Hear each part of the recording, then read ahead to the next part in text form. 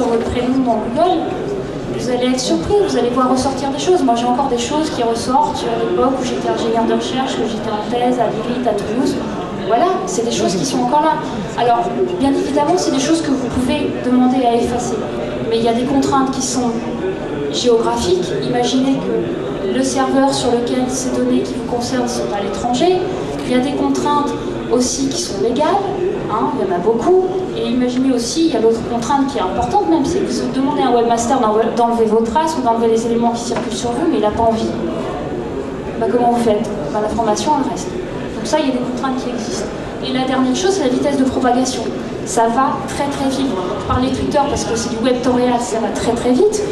Mais un autre exemple, vous avez un tweet qui va être relayé dans un article de blog, qui va être transformé en page Facebook, et ensuite vous avez les médias classiques, parce que là je parle du web, mais il y a aussi les médias classiques qui vont s'emparer de la chose et qui vont en parler de manière plus générale, donc dans la presse, à la radio, à la télévision. Un exemple, il y en a tellement, je sais pas, la main de Thierry Henry. Bah, le soir même, vous aviez je ne sais pas combien de pages Facebook qui étaient créées autour de la main de Thierry Henry. Voilà, bon, il s'avère que ça ne nous a pas beaucoup aidé par la suite, mais ça ne nous a pas beaucoup la main de Thierry Henry. Ah, pour le match de football. Donc ça ne nous a pas trop aidé. Mais bon, il s'avère qu'il y a, je ne sais pas combien, il y a une page en particulier, il y a voilà, c'est en termes de réputation d'ailleurs, le pauvre. Mais bon, il y en a eu beaucoup d'autres. Hein, pour vous donner deux exemples d'entreprises, parce que là c'est une personnalité, mais pour vous donner deux exemples d'entreprises, l'agence Motra, enfin l'exemple célèbre, qui est en fait une société américaine qui met sur le marché en fait des médicaments, des antidouleurs, et qui un jour se dit, ben, on va faire une campagne de communication autour des porte-bébés en disant aux mamans, vous avez mal au dos parce que vous portez votre bébé, ben nous on va vous aider. Ben, je ne vous dis pas la réaction des mamans qui n'ont pas très bien pris les choses et qui ont décidé de lancer une campagne de anti-Motrin sur Twitter. En l'occurrence, ils n'ont pas eu de chance. Parmi les mamans qui étaient concernées par cette campagne, il y en avait certaines qui étaient très connues sur Twitter et donc ça a pris une ampleur phénoménale. Autre exemple qui fait référence aujourd'hui, puisque c'est le premier cas de bad buzz, c'est Kryptonite. C'est une société, j'espère que je prononce bien, je ne sais pas si c'est Kryptonite ou Kryptonite, qui fait des cadenas en fait. Et un jour, l'un des utilisateurs a dit à Kryptonite, vous savez, votre cadenas, moi je l'ouvre avec un bic. Kryptonite se dit, ouais, bon, c'est pas important, sauf que la personne a fait une super vidéo pour montrer comment il fallait ouvrir un cadenas, a mis la vidéo sur YouTube, et la vidéo a été vue je ne sais pas combien de fois en l'espace de 24 heures, de 48 heures. Et Kryptonite, qu'est-ce qu'ils ont fait? Ils ont attendu presque un mois pour réagir, et ils ont perdu beaucoup d'argent. Voilà. Donc, ils auraient pu perdre, entre guillemets, la vie sur un truc. Ah oui, exactement, oui, tout à fait. Donc voilà, ça c'est deux exemples. Il y en a beaucoup d'autres, j'ai envie de vous dire, là c'est des grosses structures, mais il y a aussi le cas d'un bijoutier qui a voulu, un bijoutier belge, j'ai oublié le nom, mais vous cherchez bijoutier Belgique, Twitter, et vous comprendrez tout de suite. C'est pour vous montrer qu'en fait toutes les structures sont concernées. Ce bijoutier-là, en fait, vous avez un de ses clients qui n'était pas très content du résultat. Le bijoutier lui a dit, oui, votre montre elle est cassée, il faut en changer. Le client, qu'est-ce qu'il a fait? Il a changé la pile et la montre marchait. Donc qu'est-ce qu'il a fait? Il est allé sur Twitter, pas de chance, utilisateur de Twitter.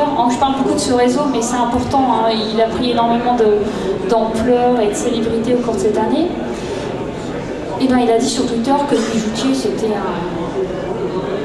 comment on appelle ça, un arnaqueur, enfin en gros qu'il n'était pas content. Et le bijoutier en question s'est dit, il a mis un peu de temps déjà pour voir le tweet en question, et puis quand il a vu, il a décidé de le faire effacer. Il l'a fait effacer, on y est arrivé.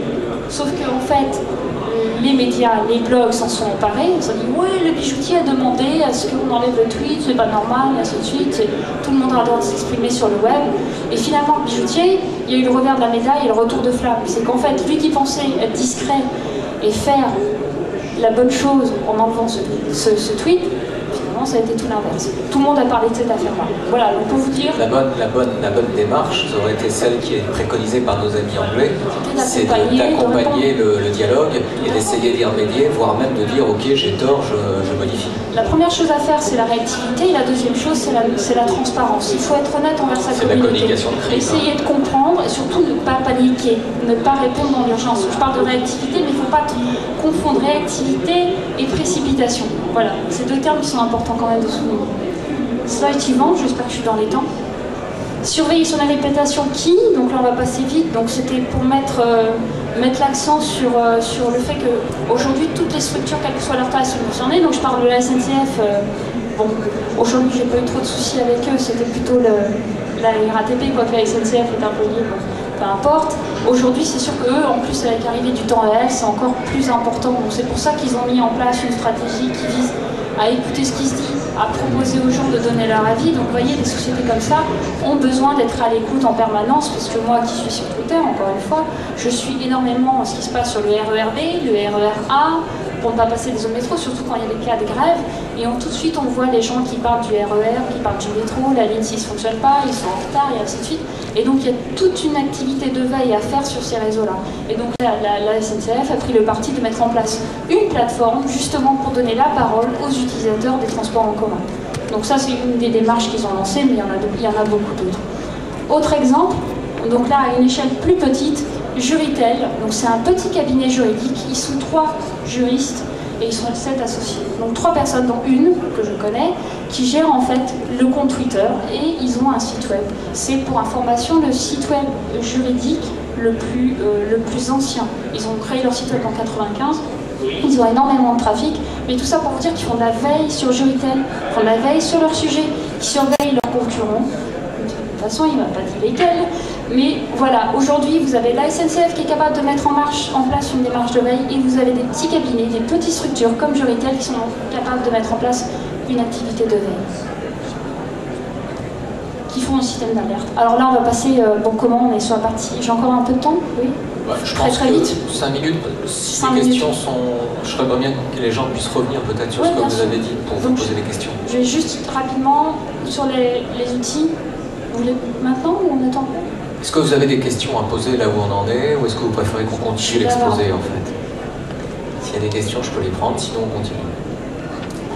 Ça les laisse sans voix là. J'envoie.